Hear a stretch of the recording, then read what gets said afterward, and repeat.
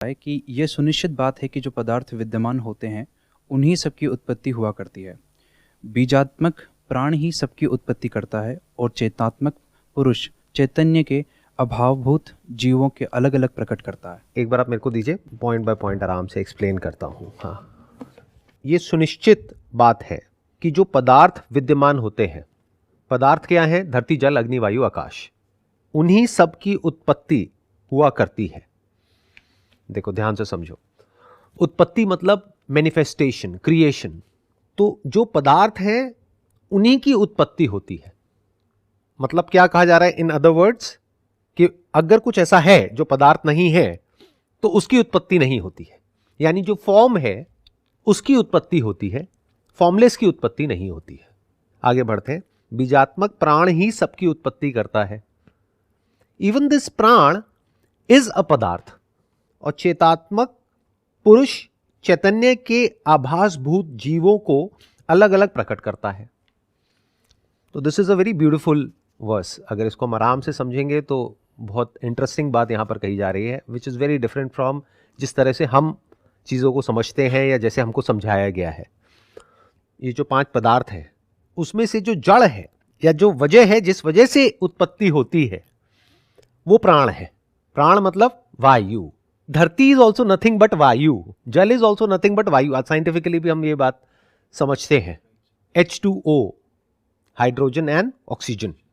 तो यहां पर क्या कहा जा रहा है, ये बात जो अब हम साइंटिफिकली समझ रहे हैं, जिसको हम एटम्स बोलते हैं, जिसको हम गैसेस बोलते हैं, जिससे पूरा यूनिवर्स पैदा होता है, it is nothing but gases. तो क्या कहा जा रहा है, बीजात्मक प्राण ही सबकी उत्पत्ति करता है। बीजात्मक मतलब जैसे एक पेड़ होता है, उसका बीज होता है जिसमें से वो सब कुछ निकलता है। तो बीज मतलब किस कॉन्टेक्स्ट में कहा जा रहा है कि जिसके अंदर से सब कुछ निकल रहा है, यानी उसी का फैलाव है। तो ये सब कुछ जो हमें दिख रहा है, ये पूरी की पूरी जो प्रकृति है, ये पूरा यूनिवर्स है, that is nothing but manifestation of प्राण। तो एक होता है प्रकृति, एक होता है पुरुष। इसमें आगे बात करी जा रही है। और चेतात्मक पुरुष, चेतात्मक मतलब क्या? Conscious being. पुरुष मतलब क्या होता है? पुर, जैसे बोलते नहीं है रामपुर, मतलब कोई जगह। तो ये शरीर एक पुर है जिसके अंदर जो निवास करता है, वो एक्चुअल में मैं बोल रहा हूं करता है, बट ना वो करता है ना वो करती है। इसके अंदर जो चेतना है दैट इज पुरुष। बट वो किसी की उत्पत्ति नहीं करता है। तो सबकी उत्पत्ति किससे होती है? प्राण से, यानी कि वायु से। वायु से ही जल बनता है, वायु से ही धरती बनती है। जो भी कुछ है, चाहे वो चर हो चाहे अचर हो, चाहे वो लिविंग हो चाहे नॉन लिविंग हो, कुछ भी है, वो सब की जो उत्पत्ति हो रही है वो वायु से हो रही है। उसी को अलग अलग तरीके से मिला करके सब कुछ जो भी हमको दिख रहा है या नहीं दिख रहा है, सब कुछ उसी से बन रहा है। एक बैक्टीरिया से लेकर के, वायरस से लेकर के, एक ह्यूमन बीइंग से लेकर के, एनिमल से लेकर के, non living things like this table, this is all made up of atoms, जिसको हम कहते हैं, जिसको पहले के जमाने में प्राण कहा गया है या वायु कहा गया है। तो प्राण का मतलब हम क्या समझते हैं? प्राण मतलब सिर्फ हम प्राण को एक स्टैंड पॉइंट से देखते हैं, from the stand point of human. जब इस प्राण को हम देखते हैं तो हम ब्रेथ बोलते हैं, तो हम प्राण को बस उतना ही समझते हैं। अगर प्राण को भी आप ब्रेक डाउन करोगे, यही इसकी खास बात है, जो हमारी हिंदी लैंग्वेज है और जो संस्कृत लैंग्वेज है उसकी खास बात क्या है, अगर आप वर्ड्स पे मेडिटेशन करोगे, उसको ब्रेक डाउन करोगे, तो वो अपना मीनिंग आपको रिवील कर देंगे। प्राण को ब्रेक डाउन करो। प्राण मतलब प्र मतलब सुप्रीम और द हाईएस्ट और द एसेंस। प्र जैसे बोलते नहीं परमात्मा, परकृति, परमात्मा। तो ऐसे ही प्राण, पर अणु इस प्राण। तो वो बात जो आज साइंस कर रही है वही बात यहां पर कही गई है, बट इस तरीके से वो कोडेड है, इस तरीके से हिडन है कि लोग उसको अनफोल्ड नहीं कर पाते हैं, क्योंकि उसके ऊपर मेडिटेट नहीं करते हैं। बड़ी जल्दी देख करके बस समझ लेते हैं कि हमको समझ आ गया है। तो प्राण मतलब क्या? पर अणु। उसको आप कह सकते हो the smallest particle makes up everything whatever is there in this universe. यही बात साइंस कह रही है, तो इसमें कोई नई बात नहीं है। प्राण को ही कॉन्शियसनेस समझ रहा था कि यहाँ पर जो बात की जा रही है, प्राण का मतलब कॉन्शियसनेस, की एक ह्यूमन के अंदर प्राण होते हैं, कॉन्शियसनेस के बारे में बात की जा रही है। And that is the problem with all of us, because हम क्या करते हैं, जैसे ही हम किसी वर्ड को पढ़ते हैं या सुनते हैं, हम फटाफट से उसको अपने आप से रिलेट करते हैं, और वो एक बहुत ही नैरो अप्रोच हो जाती है। क्योंकि जब हम प्राण की बात करते हैं तो हमारे दिमाग में क्या आएगा कि ये जो हम ब्रेथ ले रहे हैं, जिसकी वजह से हमारे अंदर डाइजेशन चल रहा है, जो भी हमारे ऑर्गन्स के बेसिक फंक्शंस चल रहे हैं, वो ही प्राण है। वो भी प्राण है बट वो ही प्राण नहीं है। समझने वाली बात इतनी सी है, जो भी कुछ हमारी बॉडी के लेवल पे चल रहा है वो प्राणों की वजह से ही चल रहा है। बट ये जो टेबल है ये भी प्राणों की वजह से है, अणु की ही तो बनी है ये। और वही अणु यानी कि वही वायु अगर बॉडी के स्टैंड पॉइंट से देखोगे तो आप उसको ब्रेथ बोल दोगे, बट आपको देखना है कि यहां पर किस स्टैंड पॉइंट से बोला जा रहा है। यहां पे किसी ह्यूमन के स्टैंड पॉइंट से नहीं बोला जा रहा है। यहां पे क्या कहा जा रहा है कि जो भी पदार्थ विद्यमान है उन सब की उत्पत्ति का जो कारण है वो बीजात्मक प्राण है। मतलब सब कुछ प्राणों से उत्पन्न हो रहा है and prana is one of the padarth. It is not different from a padarth, it is part of the prakriti, it is part of the creation. और उसकी उत्पत्ति होती है और लय होता है। लेकिन जो पुरुष है, चेतात्मक पुरुष, ना उसकी कोई उत्पत्ति होती है ना उसका लय होता है। तो एक स्टैंड पॉइंट तो आ गया क्रिएशन का कि ये जो पूरी की पूरी प्रकृति है, प्रकृति यानी जिसकी भी फॉर्म है, तो एक बात उसकी करी जा रही है जिसकी फॉर्म है, और एक है जो फॉर्मलेस है, वो क्या है? चेतात्मक पुरुष। अब पुरुष जब हम सुनते हैं तो हमारे माइंड में क्या आता है? मेल। इसीलिए बहुत सारे लोगों ने भगवान को मेल समझ लिया। The beauty of our culture is कि यहां पर मेल को और फीमेल को बराबर रखा गया है, शिव और शक्ति को बराबर रखा गया है। ऐसा नहीं है कि वो सुपीरियर है वो इंफीरियर है। That is the beauty. इसमें ये बात इंक्लाइंड है कि जो पुरुष है वो कुछ नहीं करता है इस मैटर के लिए या फिर एटम के लिए। इसको ऐसे कह सकते हैं कि पुरुष ना कुछ करता है, ना उससे कुछ बनता है, ना कुछ मिटता है, लेकिन उसके होने की वजह से सब कुछ होता है। ध्यान से समझो, ये टेबल है, ये आपकी बॉडी है, दोनों में फर्क क्या है? बॉडी का जो स्ट्रक्चर है वो ऐसा है जहां पर कि आप चीजों को एक्सपीरियंस कर सकते हो और उस एक्सपीरियंस के बेस पे अंदर कुछ इंफॉर्मेशन फीडेड है जिसके बेस पे एक रिएक्शन होता है जिसको एक्शन बोलते हैं। उसके बेस पे आप बोल सकते हो क्योंकि मैं एक्सपीरियंस कर सकता हूं यानी कि परसेप्शन, एंड रिएक्शन यानी कि एक्शन, जिसकी वजह से मैं लिविंग हूं, ये नॉन लिविंग है। अब ध्यान से समझो, इस टेबल में और आप में क्या फर्क है, या एक प्लांट में और आप में क्या फर्क है, हम में क्या फर्क है? हमारा जो बेसिक स्ट्रक्चर है ह्यूमन बींग्स का, that is very very complex, much more complex than a bacteria और a virus, much more complex than an animal. But animal का जो स्ट्रक्चर है वो प्लांट से ज्यादा कॉम्प्लेक्स है। अगर कॉम्प्लेक्सिटी को आप देखोगे वो बढ़ती चली जा रही है। कॉम्प्लेक्सिटी किसकी? पुरुष की नहीं, प्रकृति की, क्रिएशन की। तो वो कॉम्प्लेक्सिटी बढ़ती चली जा रही है किसकी वजह से? प्राण जिस तरीके से एक्ट कर रहा है उसकी वजह से। तो हम कह सकते हैं table is very simple because यहां पर it is evident that the structure is not very complex to understand, but human body को समझना इज वेरी वेरी कॉम्प्लेक्स। इसमें प्राण जिस तरीके से एक्ट कर रहा है, या जो एटम्स जिस तरीके से एक दूसरे के साथ में इंटरेक्ट कर रहे हैं, या जो हमारी ब्रेथ जिस तरीके से चल रही है, या जो वायु जिस तरीके से काम कर रही है, अग्नि जिस तरीके से काम कर रही है, या ये कह लो ये जो पंचभूत है, धरती, जल, अग्नि, वायु, आकाश, वो जिस तरीके से एक दूसरे के साथ में जुड़े हुए हैं और वो काम कर रहे हैं, that is very complex. Animals are less complex than us but more complex than this. तो जो फर्क आ रहा है कॉम्प्लेक्सिटी में, that is because of prana, that is because of anu, atom, vayu. उसकी वजह से ये जो बॉडीज हैं अलग अलग, उसकी कॉम्प्लेक्सिटीज में फर्क आ रहा है।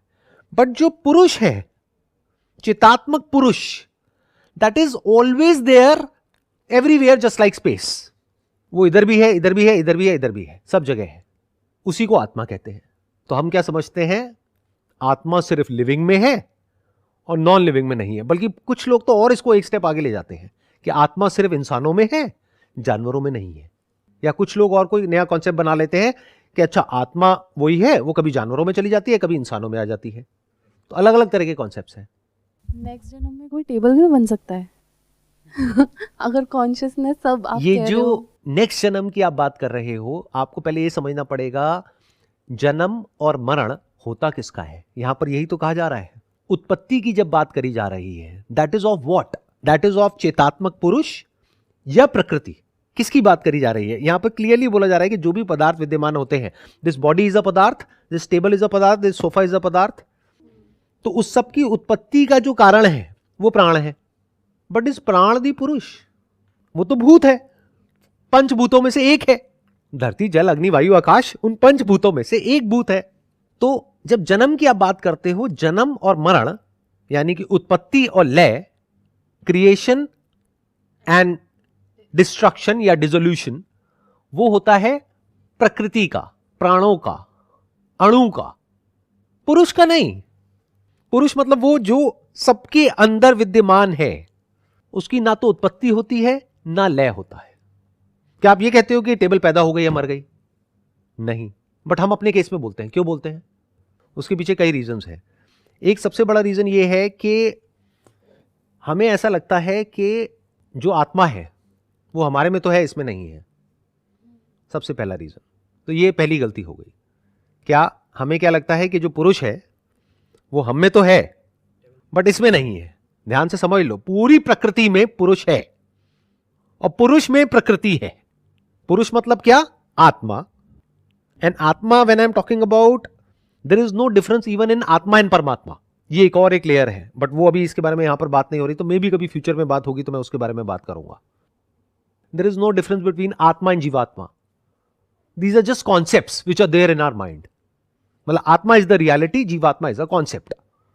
आत्मा is a reality, paramatma is a concept. Just like akash is a reality and jiva akash is a concept.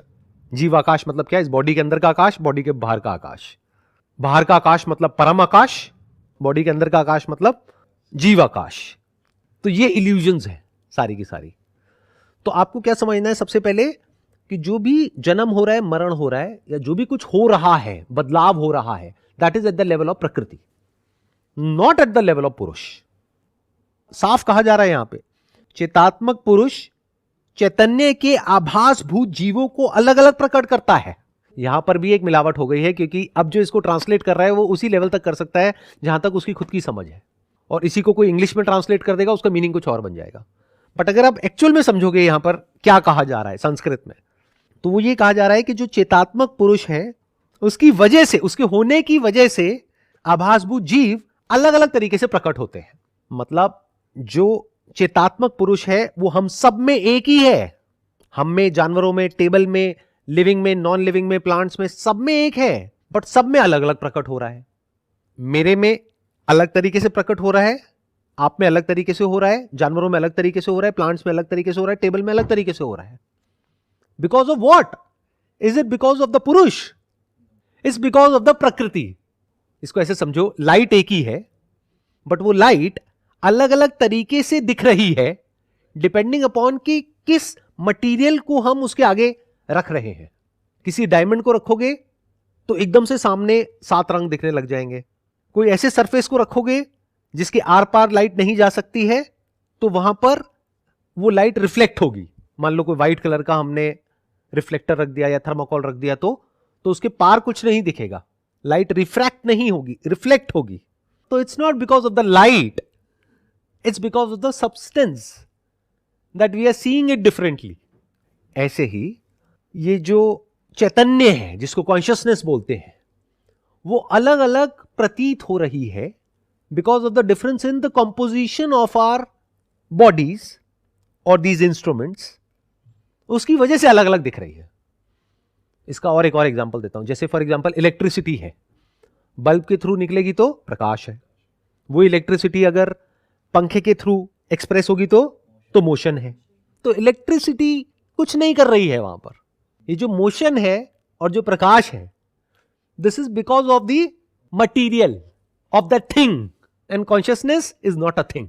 प्रकृति is a thing, is a form, purush is formless. उसके अपने कोई एट्रीब्यूट्स नहीं है। जो एट्रीब्यूट्स हैं, जो गुण हैं, इसीलिए प्रकृति को त्रिगुणी बोलते हैं, 3 गुण। बट पुरुष निर्गुण है, पुरुष के कोई गुण नहीं है। अब मैं बहुत आराम से आगे बढ़ूंगा क्योंकि ये एक बहुत बारीक पॉइंट है। एक है consciousness of a sensation, consciousness of a sound. तो कॉन्शियसनेस ऑफ समथिंग में तो हमको सेंसेस की जरूरत है, बट जो कॉन्शियसनेस है उसके लिए we don't need senses, we don't need sense objects, we don't need an experience for consciousness to exist.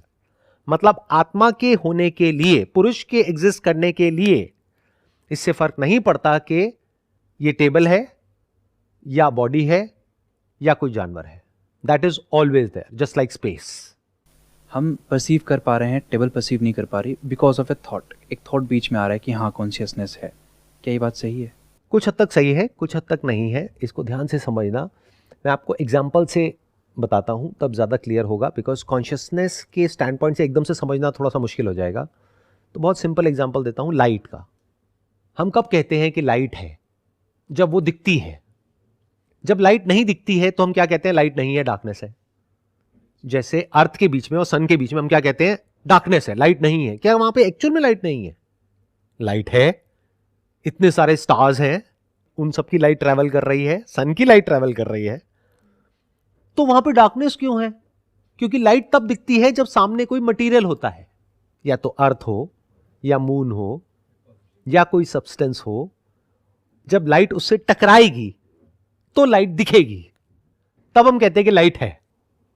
तो ये जो कॉन्सेप्ट ऑफ लाइट और डार्कनेस है, इसको क्वेश्चन करना पड़ेगा। इसी तरह से अब आप कॉन्शियसनेस को समझो। कॉन्शियसनेस हर जगह है। ये मत समझो हमारी बॉडी में है और टेबल में नहीं है, या हमारे बीच में जो स्पेस है वहां पर कॉन्शियसनेस नहीं है।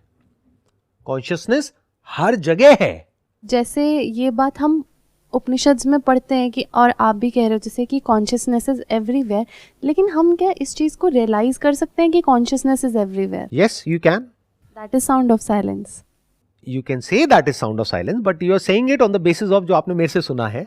बट अगर आप उसके ऊपर चिंतन करेंगे, उसको ध्यान से समझेंगे, तब आपको एक्चुअल में समझ आएगा कि कैसे ये जो concept of space and time है, ये साउंड ऑफ साइलेंस में है।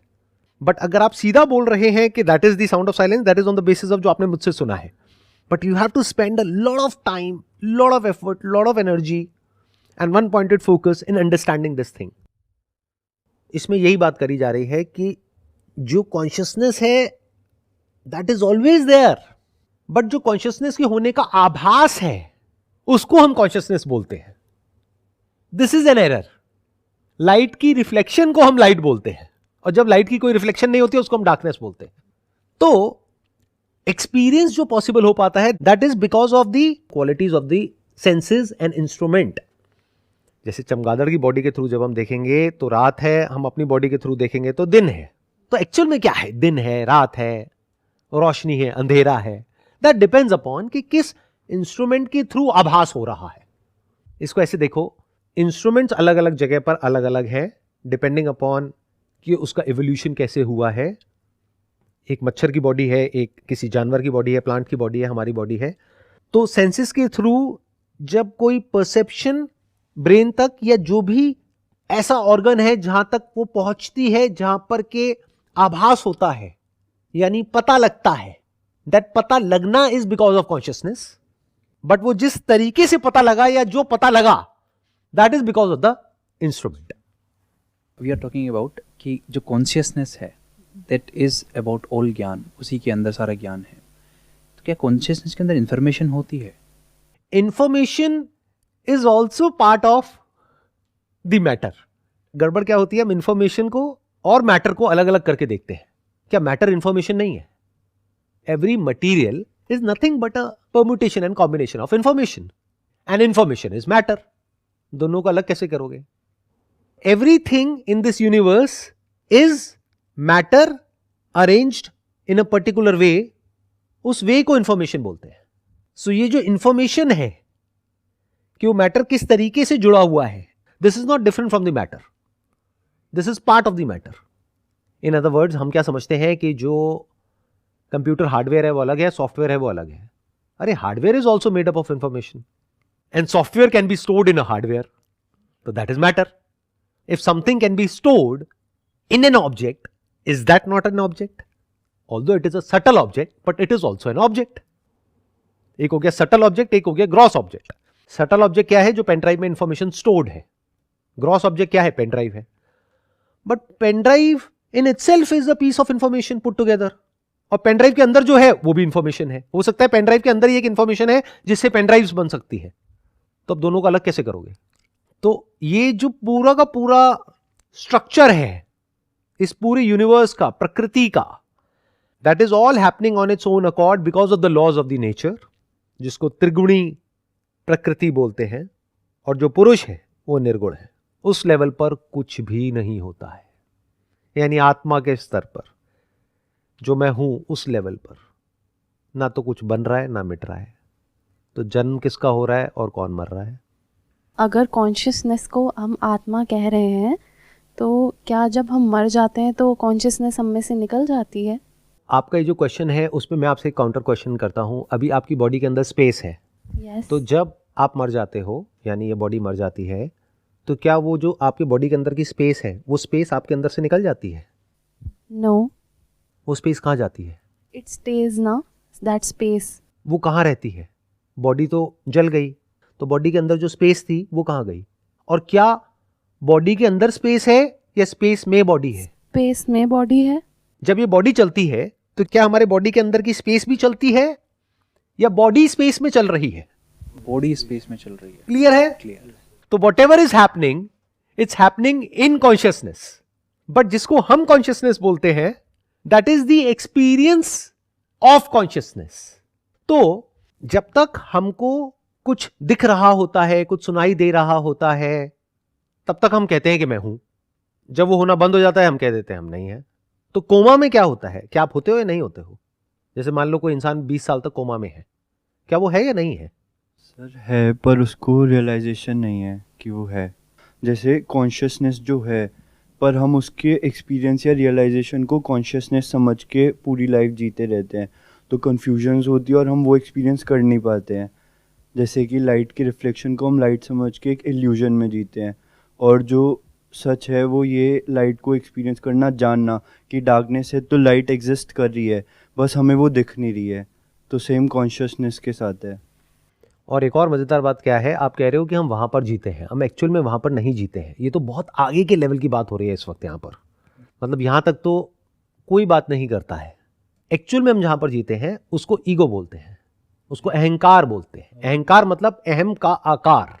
हम अपने माइंड में सोच के कि हम ये हैं वो हैं, हम अटैच हो जाते हैं चीज़ों से, या खुद को भी जिस हिसाब से परसीव करते हैं, क्योंकि हम सच से इल्यूजन में जीते हैं। इसको ध्यान से समझो, हम एक्चुअल में कहाँ जीते हैं। हम सेंटर से बहुत दूर हैं। हम अभी कहाँ जी रहे हैं कि मैं ये हूँ जो मेरा नाम है, और उसके साथ में जो भी एक पास्ट जुड़ा हुआ है वो मैं हूँ, और जो फ्यूचर जुड़ा हुआ है वो मैं हूँ। तो उसमें कॉन्शियसनेस तक तो हम कभी जाते ही नहीं है। ऐसा कब होता है कि हम बैठे हैं मेडिटेशन में एंड ब्रेथ चल रही है और हम कह रहे हैं कि I can exist without memory. Memory के बियॉन्ड हम कब देखते हैं? और मैं उसके भी आगे की बात कर रहा हूं। एक है मेमोरी यानी कि थॉट। थॉट मतलब क्या? इंफॉर्मेशन। फिर एक है बॉडी, फिर है उस बॉडी के थ्रू जो एक्सपीरियंस हो रहा है। That experience is not thought. ध्यान से दोनों में फर्क समझ लो। एक है सेंसेशन, वो बच्चे को भी होती है। जो भी न्यूबॉर्न बेबी है उसकी स्किन पे एकदम से कुछ गर्म लगाओ तो वो अलग तरीके से रिएक्ट करेगा, कुछ ठंडा टच करो वो अलग तरीके से रिएक्ट करेगा। तो वो सोच करके रिएक्ट नहीं कर रहा है। That is happening on its own accord due to the composition of the body, जिसमें जो इंफॉर्मेशन फीडेड है, जिसको डीएनए बोलते हैं, उसके अकॉर्डिंग अपने आप हो रहा है। तो बीच में अभी थॉट की लेयर नहीं है। मतलब वो बच्चा ये नहीं कह रहा है कि मेरे को बर्फ लगाई आपने, कौन मैं, क्या नाम है उस बच्चे का। अभी तक तो उसकी ब्रेन में कुछ बाहर से इंफॉर्मेशन फीड ही नहीं हुई है। तो ये क्या है? Experience of hot and cold, जो बच्चे को भी हो रहा है, जानवर को भी हो रहा है, हमको भी हो रहा है। इसको आप बोल सकते हो कॉन्शियसनेस ऑफ अ सेंसेशन। तो there is difference between consciousness of a sense object and consciousness. ये बात यहां पर करी जा रही है। हम जिसकी बात कर रहे हैं कि हमें सेंसेशन हो रही है, that is content of consciousness. Consciousness का उस पर कोई इफेक्ट नहीं है, बस उसको एहसास हो रहा है। क्या ये बात सही है? नहीं, ध्यान से समझना। Content of consciousness is something else and experience of a sense object is something else. दोनों को पहले ब्रेक डाउन करके देखते हैं। कंटेंट ऑफ कॉन्शियसनेस मींस जो भी मेमोरी स्टोर्ड है, जो भी नॉलेज स्टोर्ड है, जो भी इंफॉर्मेशन स्टोर्ड है, जिसके बेस पर थॉट ऑपरेट करता है। तो we are all actually living in the content of consciousness, not even at the level of experience. तो हुआ क्या, आप किसी भी मेडिटेशन सेंटर में जाओगे तो वहां पे सबसे पहला काम किया जाता है, आपको कंटेंट ऑफ कॉन्शियसनेस यानी मेमोरी, वहां से लेकर के आपको आया जाता है एक्सपीरियंस के लेवल पे। आपकी ब्रेथ चल रही है and you are not even aware of that. This breath is not content of consciousness, this is consciousness, consciousness of breath, which is not different from consciousness. इसको ऐसे देखो, चाहे लाइट रिफ्लेक्टेड हो चाहे नॉन रिफ्लेक्टेड हो, दोनों ही light है। चाहे रेनबो हो चाहे उस रेनबो के पीछे जो कुछ है वो हो, दोनों ही लाइट है। तो आपको पहले लाया जाता है एक ऐसी जगह तक जहां पर आप आराम से बैठ सको और आप इन दोनों में फर्क देख सको, यानी मेमोरी के बीच में, जिसको कंटेंट ऑफ कॉन्शियसनेस बोलते हैं, मेमोरी जिस पे पास्ट टिका है, प्रेजेंट टिका है और फ्यूचर टिका है, आपके थॉट्स टिके हैं, फीलिंग्स टिकी है, इमोशंस टिके हैं। तो जब आप इसके बीच में और जो रियलिटी है, यानी अभी कुछ आवाजें आ रही हैं, ये मेमोरी से नहीं आ रही है, कुछ दिख रहा है, ये मेमोरी से नहीं दिख रहा है। मेमोरी से तो आप देख करके उसके बारे में बोल रहे हो, सोच रहे हो, कुछ फील हो रहा है because of the temperature here, ये मेमोरी से नहीं हो रहा है। मेमोरी से तो आप बता पा रहे हो कि ये ठंडा है, गर्म है। तो एटलीस्ट इतना हो कि आप माइंडफुल हो जाओ। इसी को माइंडफुलनेस बोलते हैं बुद्धिज्म में, कि पहले आप यहां तक तो आओ, लेकिन अब प्रॉब्लम क्या है, लोग वहां पे आकर के फंस जाते हैं, उसके आगे नहीं बढ़ पाते। यानी माइंडफुल होकर के चल रहे हैं, माइंडफुल होकर के बैठे हैं, they are mindful of whatever is going on. तो उससे क्या हुआ, जो अंदर कंटेंट ऑफ कॉन्शियसनेस है वो बदला थोड़ी है, वो तो वैसा का वैसा है कि मैं पैदा होता हूं, मैं मरता हूं, सब वैसा ही है, कुछ भी नहीं बदला। हुआ क्या कि आप सुबह से रात तक कुछ ना कुछ अंदर सोचते रहते हो नॉन स्टॉप। वो इंसान जिसने सही तरह की मेडिटेशन करी है, और सही तरह की मेडिटेशन में कुछ करना नहीं होता है, you just have to sit और स्टैंड और walk, you just have to be, that is सही तरह की मेडिटेशन। नॉट के जहां पे किसी ने आपको कोई टेक्निक दे दी और उस टेक्निक को फॉलो कर रहे हो, ऐसे नहीं होता है। Real meditation is when you are just sitting somewhere for hours, for days, close to nature, with your eyes closed or open, not forcing yourself to do something or to become something or to achieve something, an imaginary state or an experience, whatever it is, but you're just being. तब आपको पहली बार realise होता है कि I can exist without the content of consciousness. ये बहुत बड़ी realisation होती है, बट लोग वहां पर जाकर के फंस जाते हैं, उस स्टेट को एंजॉय करने लगते हैं। फिर जब वापस से ऐसी दुनिया में आते हैं, मानो कहीं गांव में गए या कहीं पहाड़ों पे गए, ऐसा कुछ एक्सपीरियंस किया, फिर वापस से शहर में आए, तो अब दोनों स्टेट्स को कंपेयर करते हैं और कहते हैं वहां तो बहुत मजा आ रहा था, यहां पे मजा नहीं आ रहा। तो ये ट्रैप बन गया। बट मैं अभी इससे भी एक स्टेप आगे की बात कर रहा हूं, जो हमारे स्क्रिप्चर्स में करी जाती है, उपनिषद्स में करी जाती है। वो क्या है, कॉन्शियसनेस आती जाती नहीं है, इंस्ट्रूमेंट में चेंजेस हो जाते हैं। आपको एक इंजेक्शन लगा दिया जाए तो कहा जाएगा कॉन्शियसनेस चली गई, कॉन्शियसनेस नहीं गई है, इंस्ट्रूमेंट में चेंजेस हो रहे हैं। In this whole journey thought is that one thing जो सारी चीज़ को मतलब समझने में हमें हेल्प कर रहा है। Thought is that one thing जो हमें बार बार एक टूल है जो हम यूज़ कर रहे हैं। क्या इसके अलावा कुछ और है, मतलब कोई टूल है जिसको हम यूज़ करते हैं, या फिर थॉट ही वो इंस्ट्रूमेंट बोल सकते हैं जिसके थ्रू इसको इंक्वायर किया जाता है? एक है थॉट से काम करना, एक है थॉट पर काम करना। दोनों में बहुत फर्क है। जब तक आप थॉट से काम कर रहे हैं तब तक आप रियल स्पिरिचुअलिटी से बहुत दूर हैं। जैसे इस दुनिया में कुछ भी करना है तो कैसे करोगे, अपने थॉट को यूज करके करोगे। पैसा कमाना है कैसे कमाओगे, थॉट को यूज करके करोगे। मेडिटेशन करनी है कैसे करोगे, थॉट को यूज करके करोगे। But when you start working on thought, एक है बॉडी से काम करना, एक है बॉडी पर काम करना। दोनों में फर्क समझ आया?